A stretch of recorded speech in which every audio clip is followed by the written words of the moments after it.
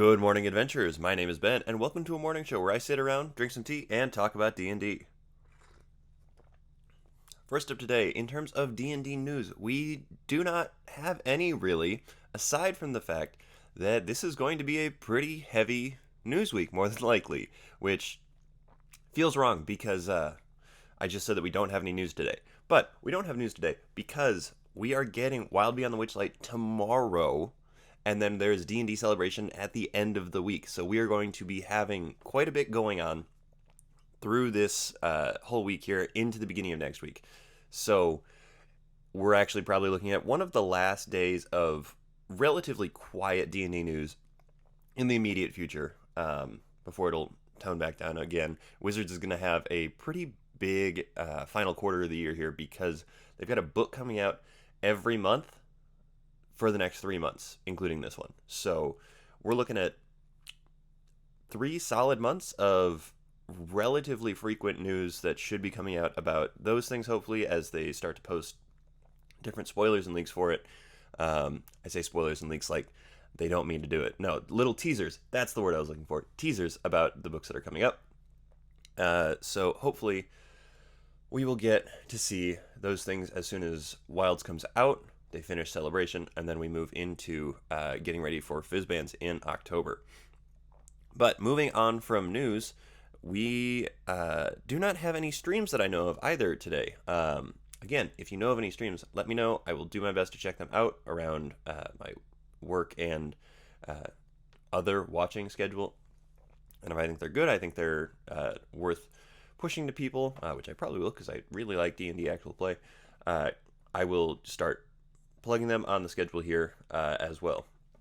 So, moving on from our news and our streams, there are 13 and a half weeks left in this year before I'm going to take my holiday break, which means that I have 13 and a half Mondays coming up, which means that I'm going to be covering I guess 13 and a half week. No, there's 13 Mondays that I want to use to cover one of the core classes a day, a week, until we hit towards the end of December, when I will take the holiday break to hopefully come up with some more content for the new year.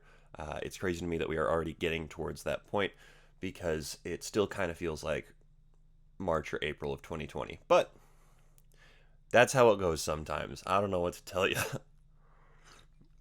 But that does mean that today we are starting with Artificers. I say Artificer. If that's going to drive you insane, I'm sorry. I know there is a large subset that calls them Artificers, and I do not really understand that.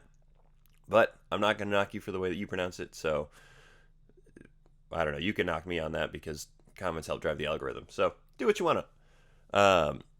But we're talking about Artificers today. Artificers were originally announced in Wayfinder's Guide to Eberron. I think that's what the actual book is called. They were announced in Eberron.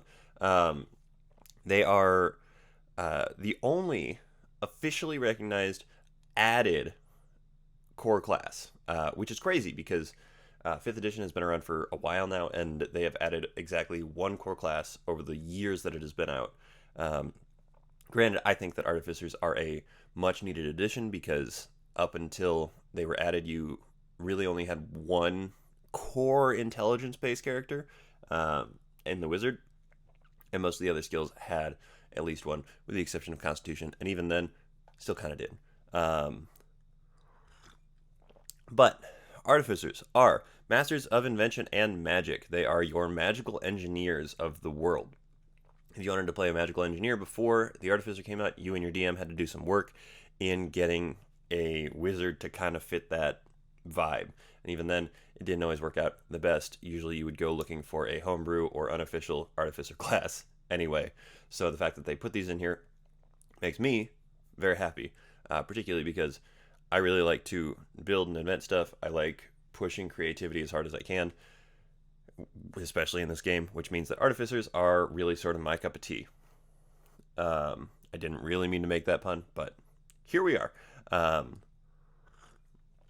Artificers are half casters focused on intelligence. Again, They are then the only other class other than wizards that are corely focused on intelligence. Obviously, you've got like an arcane trickster or an eldritch knight or something like that that are intelligence based, but they are not necessarily focused on it the same way that an artificer or a wizard would be. In terms of proficiencies, hit dice, etc., artificers, you get a d8 per artificer level, which is solid. I mean, that's the most common hit die, I'm pretty sure. So a d8 is fine. It's solid, particularly because you are a half caster. They get proficiency in light armor, medium armor, and shields. So they are kind of like that midliner kind of feel based on their proficiencies there. Simple weapons, which makes sense. They're not training to fight necessarily. Some of them do, but we'll get into that in a little bit.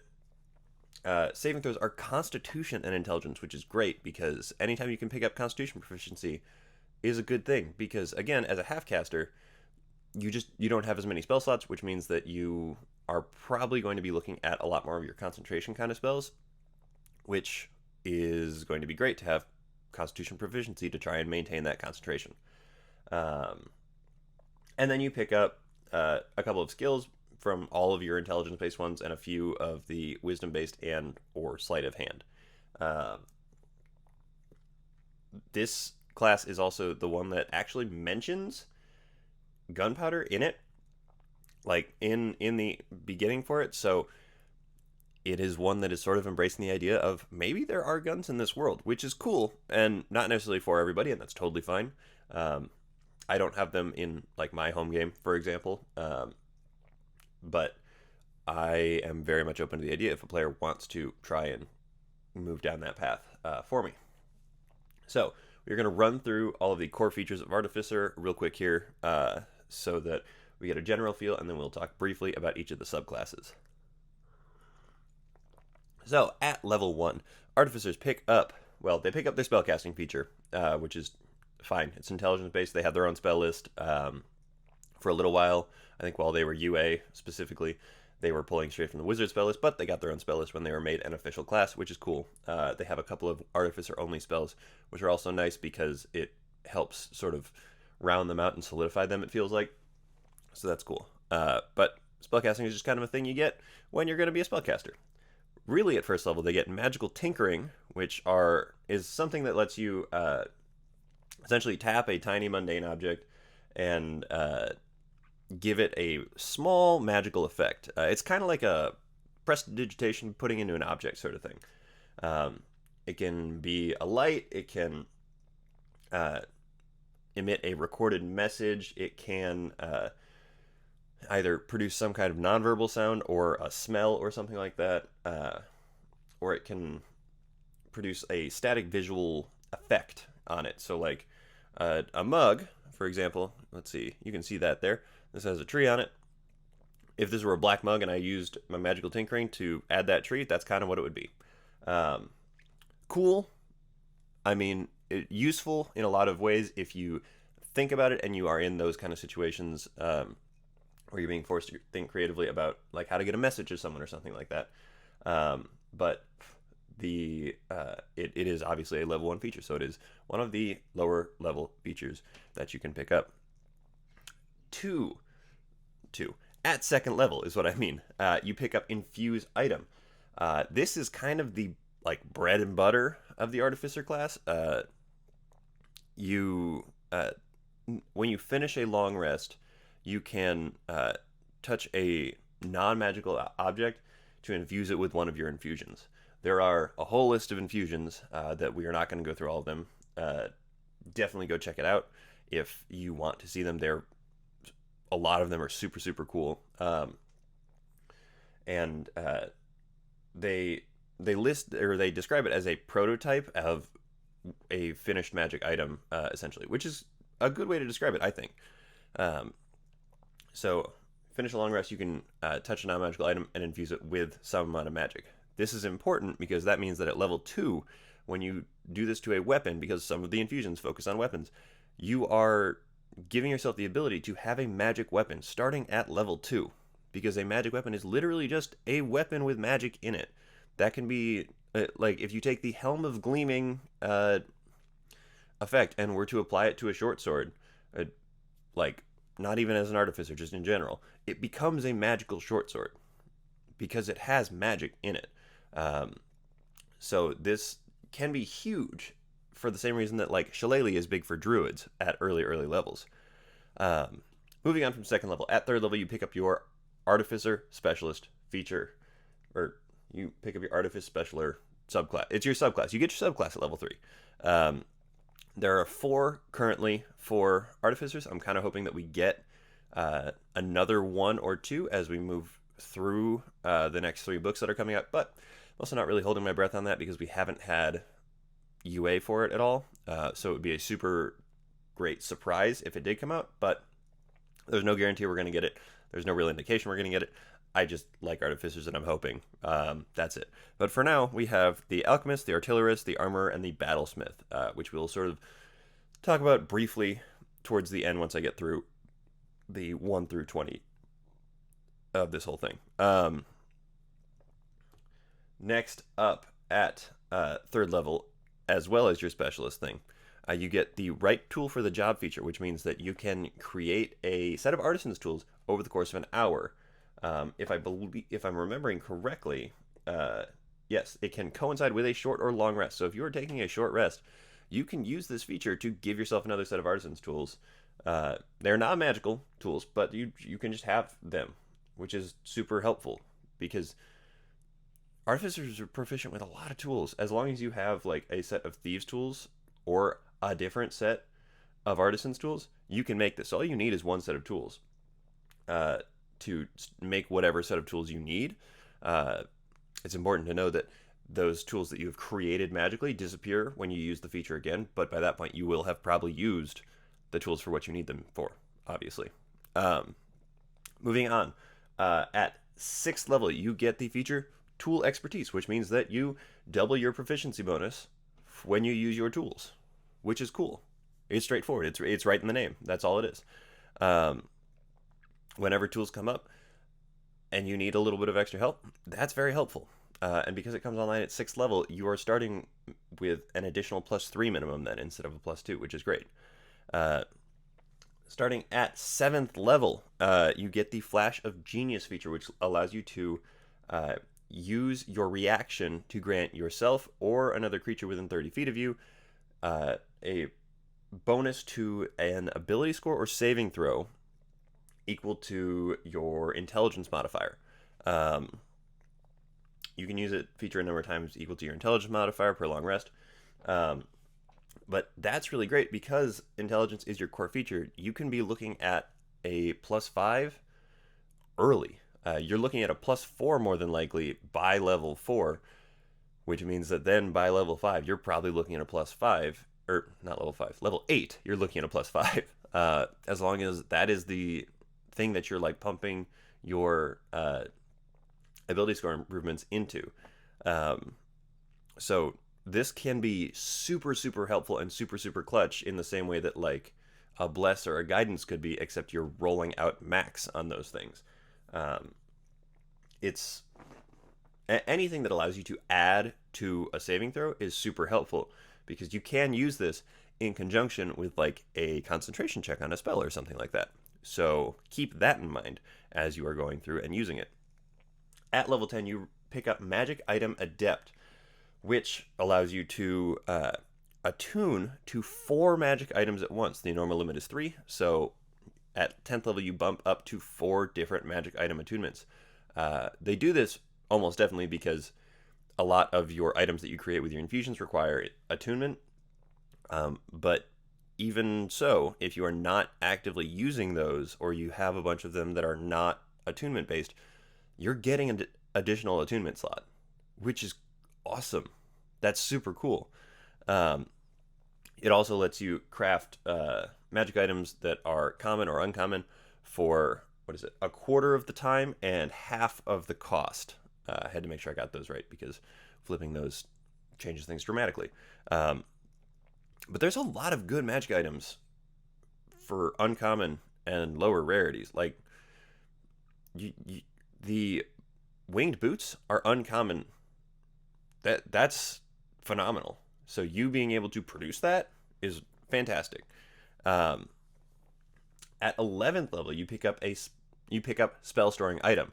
Um, at the end of a long rest, you can store a first or second level spell is an action to cast that you don't have to have prepared into a simple or martial weapon or an item that you can use as a spell casting focus.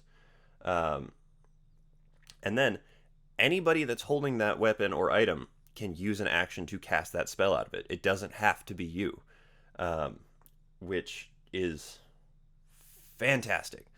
It has to be an Artificer spell specifically, so spells that you would pick up for other classes and whatnot can't really work with that, but there are plenty of good Artificer spells out there as well. The spell stays in that object until it's used a total number of times equal to double your intelligence modifier, or until you use that feature again to store another spell. Which means that if you have a 20 in intelligence, you're looking at being able to hand somebody else an item that has 10 charges of a spell inside of it. 10 charges. That's a lot of spells. Like, a lot of spells.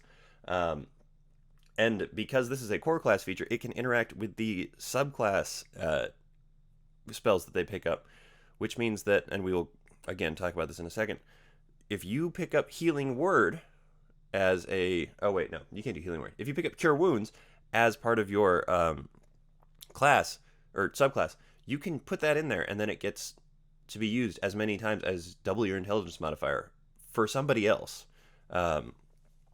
So that's phenomenal. Moving on from level 11, at level 14, you pick up Magic Item Savant. You can now attune to 5 magic items, which everything I have to say about that is the same as at level 10 when you got 4, but better now. Additionally, you can attune to any magic item. Well, specifically, you can ignore all class, race, spell, and level requirements when attuning to a magic item, which I guess the only thing that doesn't ignore are magic items that require an alignment to be attuned to, but there are not that many of those, and people are moving away from those anyway because a lot of people don't love the alignment system. So, you can pretty much attune to anything you want, which is fantastic. Bumping up to 18th level, you pick up Magic Item Master, which lets you attune to 6 magic items, which is crazy. You've doubled your attunement slots at this point, and again, is just good. It lets you use your infusions better as well as normal magic items. And then finally, at 20th level, you pick up Soul of Artifice. This gives you a +1 bonus to all of your saving throws per magic item that you are attuned to, which means that you can get a static stacking bonus of +6 to every single saving throw that you make. So if you have, we'll call it for this one at level 20, a 20 in Constitution.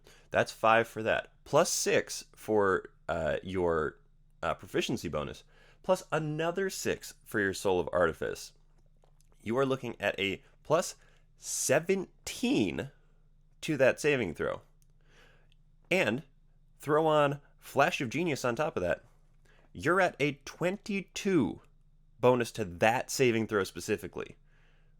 There is the real possibility that you can take like meteor swarm damage and maintain concentration on a spell in that one.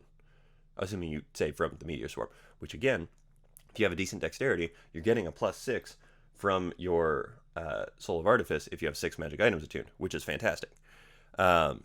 The other thing you can do with Soul of Artifice is if you are reduced to 0 hit points but not killed outright, which for a level 20 character, that's pretty hard to do. You can use your reaction to end one of your infusions, and you drop to 1 hit point instead of 0. And there's no limit on the number of times you can do that, which is really good.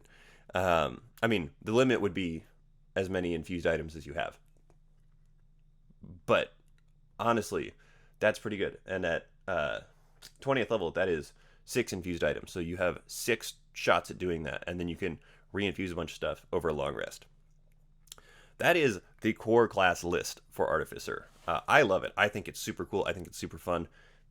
I think it has a bunch of really unique mechanics in there that you don't really find anywhere else in the game. So I really, really like it. It is definitely complicated, but that's fine for me. I clearly like complicated things. Again, there are only 4 subclasses for this, so we're going to run through them really quick. I'm not going to list out all the stuff they do. I'm going to give you just sort of more of a general idea of what they do. So, the first one up is Alchemist. Alchemists are your healer-esque sort of artificers. They can actually serve as a party healer. A lot of support stuff comes from your Alchemist because their whole thing is making, as they say, experimental elixirs, which allow you to you can hand them out to your party members and give them different sort of features associated with it.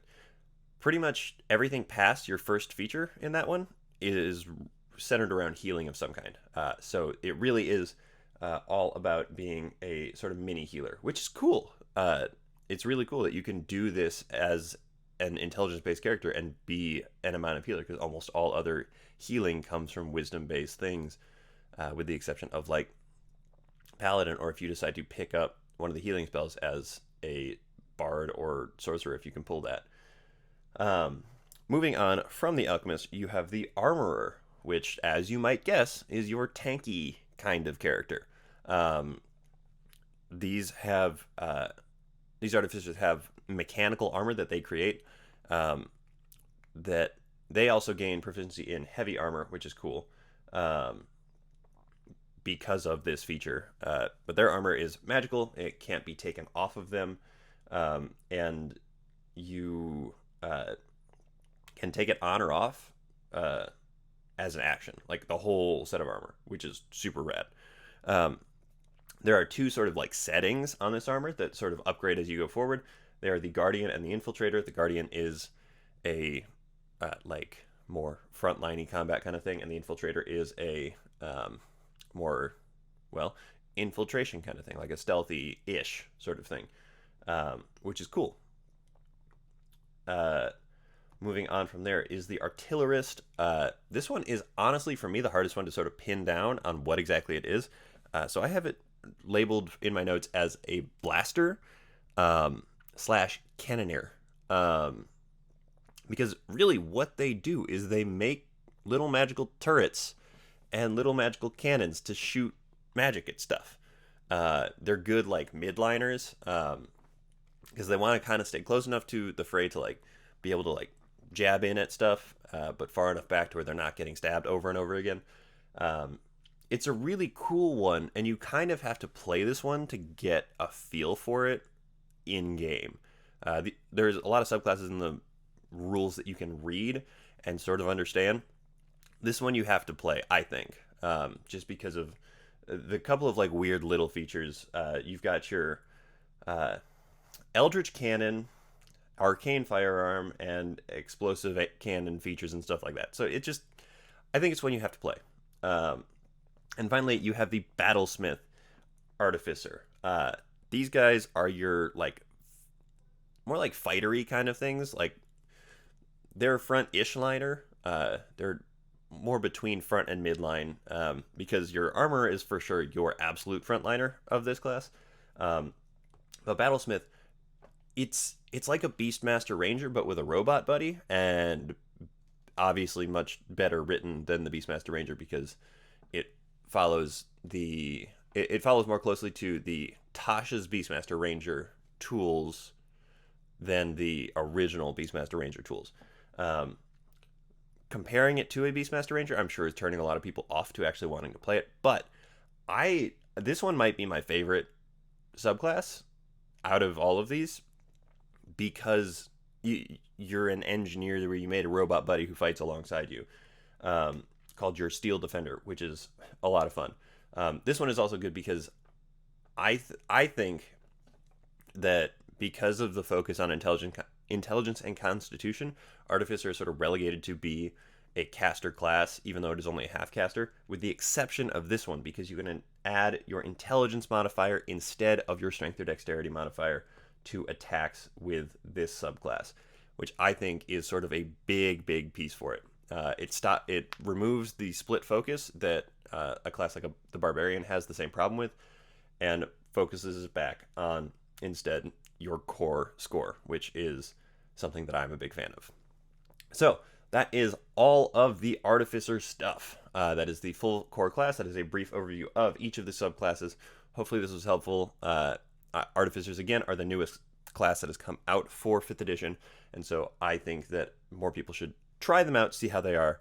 They're definitely one of, if not the most complicated classes, I think, but I love them, and I think that everybody should at least give it a shot. You just kind of have to be willing to put in the work and learn the rules for them. But that is everything that I have for you guys today. Thank you so very much for making me part of your morning routine. Wow, I can't talk apparently, even though I just talked for about 25 minutes. Thank you so much for making me part of your morning routine. I really, really appreciate it. And thank you so much to everybody that has come and supported me on Patreon, because that is what is helping make this show possible. Once we hit a certain level on Patreon, I will be able to publish this show as a podcast as well. So the link for that is in the description of this video. If you can support the show, please do. I will very much appreciate it. But all that said, thank you very much for tuning in. Leave a like, comment, subscribe, whatever it is. The more of you that interact, the more people get to see this, and the more readily I can keep doing this show. So, thank you again, and until next time, keep on rolling.